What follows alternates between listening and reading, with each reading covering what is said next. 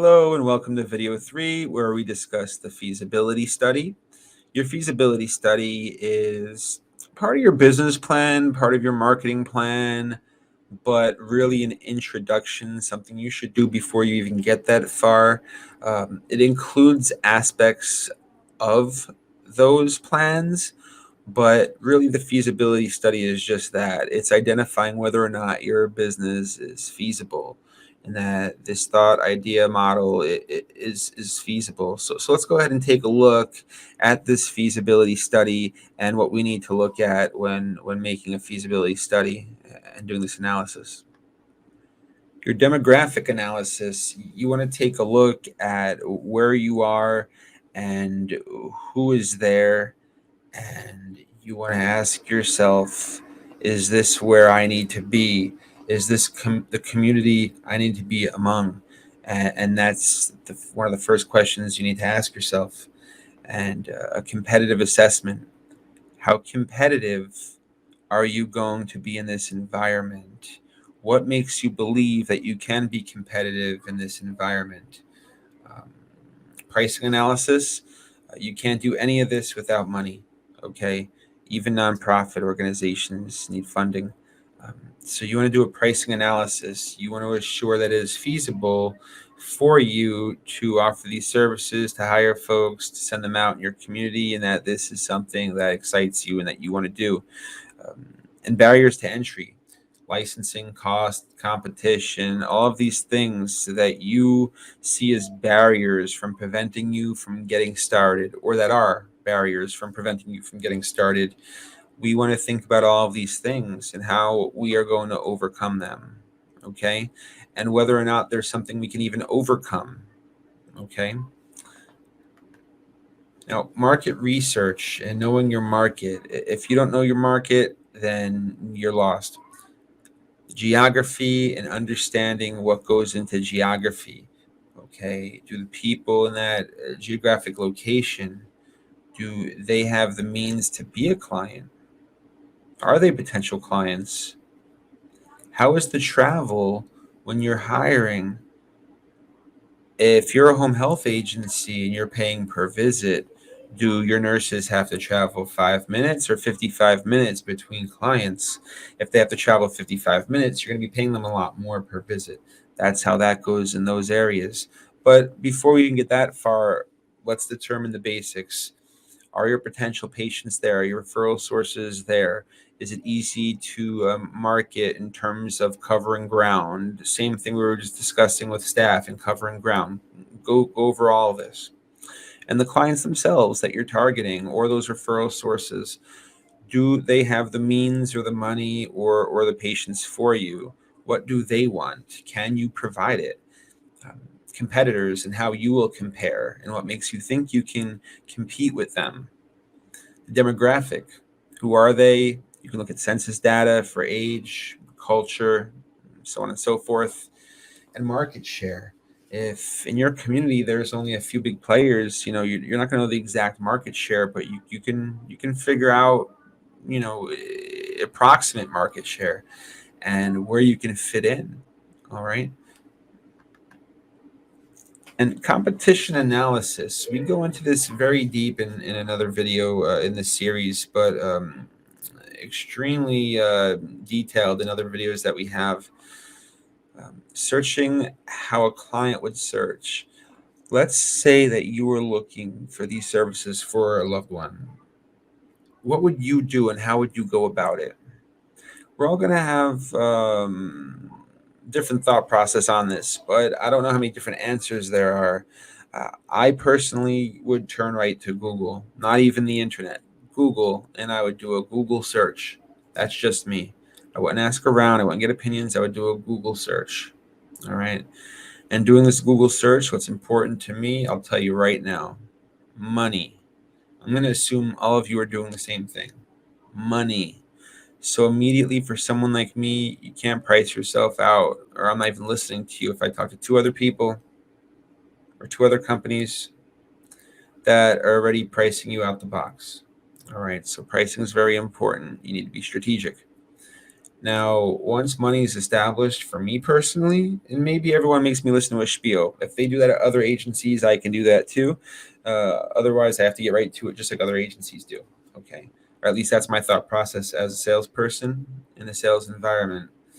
Uh, so here I am. I'm looking for these services. Price first. Okay, great. So I'm looking at, let's say, 4 agencies, even not even the 2 from my example. Let's say there's 4 agencies in my community, all the same price. All right, what am I concerned with? This is my real life. What am I concerned with? Um, well, what if I work late and I can't get home in time? Can you all stay a little bit later? You know, and then it gets to the point, what kind of promises are these folks making, or are they telling you they can't promise you when you do have specific requirements or special requirements? And if you have none, then perhaps you just go right to the reviews and look at reviews. Now, you as a new organization, you're not going to have many reviews. All right. But what you're going to want to do is you're going to ask for reviews for anyone that can speak highly of you or your services. And that way, at least you have a few 5-star reviews on Google that are honest and genuine, even as a new startup. And speaking on that, when you're introducing yourself to anybody, you want to speak on the experience of your agency. And if you have 5 years experience or 10 years experience or 15 years experience in healthcare, or you and your partner together have 30 years experience in healthcare or 60 years experience in healthcare, well, then your agency, although newly established, has more than 60 years of healthcare experience or home healthcare experience, yada, yada, yada. You have to look for the truths in which to market with, okay? But you're going to search how a client would search, and they're going to want to see, as long as the price is right, they're going to see those reviews are looking good. They're going to want to see everything that is going to, and hear everything that's going to appease them and meet their demands and requirements. Now, of course, never promise something you can't deliver on. And also, if somebody's asking for too much, perhaps you can never make them happy. That's something to consider. But let's not get too far gone. But you do want to go through the process of searching how a client would search. And for me, that starts off with Google.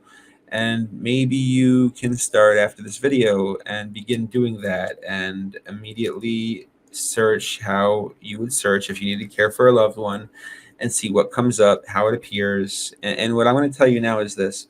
A lot of folks are going to tell you that you should spend money on search engine optimization, and we sure do. We spend a lot on it. But until you have money to spend, don't do that, because it takes a long time and it takes a lot of money, and you don't have it right now. You just don't. And if you do think you have that kind of money, take it for right now and put it towards Google Ads. And we're also going to create a Google Places page. You must do this. And if you Google these services or look for these services right now, do that Google search, you will see exactly why I'm telling you you need this. Because you're going to see the business map appear that you're not on, and you're also going to see ads appear and you're not there. And the great thing about those ads, let's say you only had a very small budget, you can advertise for just 1 hour a day, okay, at the most high traffic time at the small budget you have, paying top dollar to be on top. Or you could spread it thin, or, I mean, there's just different options, okay? And then when it comes to the Google Places page, this is completely free.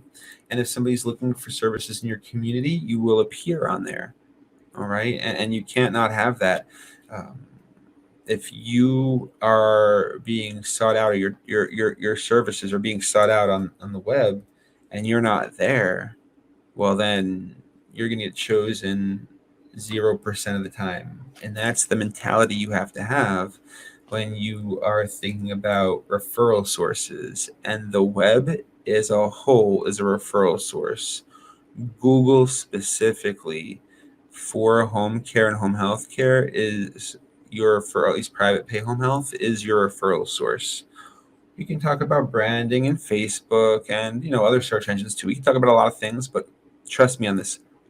Google is the best starting point for a home care or private duty home health care agency. All right. And we're not getting into branding. We're a startup company, so we're not going to talk about any of that right now. Um, but then you want to have the same mentality with your referral sources, okay? Um, but moving on from that and understanding what that client's potential search is going to look like, You have to go through it. So you're going to conduct that search. And once you search, again, you see the ads pop up, you see the organics pop up, you see the Google Business Map pop up, which is the Google Places page or Google Business page. And these are your competitors. You're going to call them and ask for services as if you're a potential client. And this isn't lying, this is market research. It's what it is. This is business. And there's no other way to research your market than to research it and do it. Okay? You have to do that. It's a must. There's so much you're going to find out from doing that. We get into that in a bit more depth. You have to compare apples to apples. What are they saying on the phone? What are you going to say on the phone? What are they offering? What are you going to offer? What do they charge? What are you going to charge? But then you want to also be above and beyond where you can be. Okay? And maybe you can't be above and beyond, but we're going to look for ways where you can be. And that's where you break through the I can't and really start getting creative. Now, what are your takeaways in other aspects? Is it great customer service? Great perception? I mean, there are other things that we can hone in on and you can utilize to your advantage, even if at first thought you think that these things don't exist because you lack, um, you lack the means. Maybe you don't have the funds right now, or this or that. There are definitely selling points that you're not realizing that you can utilize to your advantage. And again, Google search those businesses. Now that you're on Google and you're seeing those businesses, Google search them. Learn more about them. Where do they advertise? How do they present themselves? Learn everything you can about them. Okay. Prepare for the costs. Now, the initial cost. The cost of your time is so very valuable. And for some of you, you don't have much more capital beyond this, and you do plan on dedicating your time. For those of you that don't have any time or any capital, it's going to be very difficult for you. The time that you do have, you need to be laser focused. Okay. Now, the cost of the labor cost multiplied by hours equals minus the cost of service. This is what is left over for everything else. Okay. Meaning, if you're paying $15 an hour for your home health aide, for 2 hours a week, that's $30. Okay. If you're receiving $25 an hour from the client, that's $50. That leaves you at $20. That is what's left over for everything else to go in the pot that pays for everything else. I want you to think about that as you're thinking about your non-medical home care business and billable hours and your private pay home health business and billable hours. Initial technology for the office and the other startup expenses that go into this. You have to prepare for all that. Now, you can get by with a laptop. I can run this agency with just a laptop and a printer. A printer will definitely save me some money. I would get a secondhand ink. If I could work from home office, I would do that. And yeah, that's exactly what I would do. And I would be as frugal as possible early on until I can afford not to be. Now, the consulting, the insurance, general professional, surety bond, licensing, hiring, all those are things you have to do. You can hire for close to free or free. Well, if we're considering your time having no value, even though it does. When I say free, we're going to sometimes dismiss, your own personal time as being valuable and just overlook that. But it's important to acknowledge that your time is valuable. And then there's ongoing variable costs, new technology such as phones, software, computers and tablets, and all those things as you grow. Advertising, I've already alluded to it, and it does take money to make money in some cases, especially if you want to expand faster. And then the hiring, you might have to spend money for a job placement ad and pay increases, but that's even further down the road. That's not upon the initial hire, okay? And what are you charging? You cannot price yourself out of the market. I alluded to this earlier about being priced out of the market when you are way more expensive than everybody else. It's going to be very difficult if you're way more expensive than everybody else, okay? And if you're way cheaper than everybody else, it might be a scary thing, or be like, whoa, they're a little bit too cheap. I don't know if we should utilize them. Or it might be some something where you are trying to be the most cost-effective solution, but you're not going to be able to pay your own bills, and therefore your business will not be sustainable. That's very important. So when doing your market research, make sure you don't price yourself outside of the box, because that's your limitation. And if it's enough for you, that's great. But if it's not, again, it's not going to be sustainable. Now, what does a client get for the money, and is it justified? I want you to compare those apples to apples when doing your competitive assessment, your competition assessment, and calling them and asking them what they're providing of value for the money. What are you providing? How do you differentiate yourself? How does it compare to the competition? Don't make yourself the lowest cost service if it's not feasible. You are a business, not an employee. Because if you start pricing yourself low enough, next thing you know, if you don't have someone else to do it, or if something happens to them and you have to fill in, now you're doing a $16 an hour job. I mean, don't charge $16 an hour and pay somebody 12. It's not going to last. Have additional services you can remove to lower cost if needed and where applicable. You don't have to do this, but I like to have a full menu, and I recommend you do. This way, like we said in the earlier videos, if you are charging X amount of dollars for home health services, but then it becomes apparent in your initial phone call or initial communication with or about the patient that this patient is not going to have any needs for being touched and it's truly a companion care situation, then perhaps you can lower the price based on your menu and based on the fact that when you hire an employee, they're not helping someone go to the bathroom or anything like this. They're a companion to this person, and that makes the job a lot different. And therefore, you could pay a little bit less and charge a little bit less for those services. If you're just charging for non-medical and it's one set price, well, then you can't do that or think like that. And you need to think like that. And when you're budgeting and forecasting, you're going to understand why you need to think like that. 10 hours per week times $27 an hour is $270. 10 hours a week times $17 an hour is $170. That's $100 that you have left over. Multiply that by 52 weeks in a year, and that's $5,200 per year for 10 hours a week. So 100 hours per week would equal $2,700 minus $1,700, which is $1,000, or $52,000 a year. 100 hours is the equivalent of 2.5 full-time patients or 5 patients with 20 hours a week. So can you get 5 patients at 20 hours a week? Think about that. Do that math. Can you double that? Can you get 10 patients at 20 hours per week? That would be $104,000 per year that you have when it's all said and done to pay your bills, to pay all the other expenses, and to pay yourself. You've already paid your employee. Now, think about the tax incentives. Look at this $104,000 as your income, but now you get to deduct it from, make deductions on it from your expenses, okay? So your business needs a vehicle. You need a vehicle for your business, all right? So any of those expenses are going into this. One thing that hurts, of course, if you have an office, but then more so the insurance for your business, if we're thinking of it the way I'm telling you to. But then everything else that goes into it, you know, if you're married to your business, live your business, you're going to find that you're going to have a lot of deductions. And again, talk to an accountant about that. But this is a great starting point if we're thinking about a goal to get to in the first 6 months to 1 year.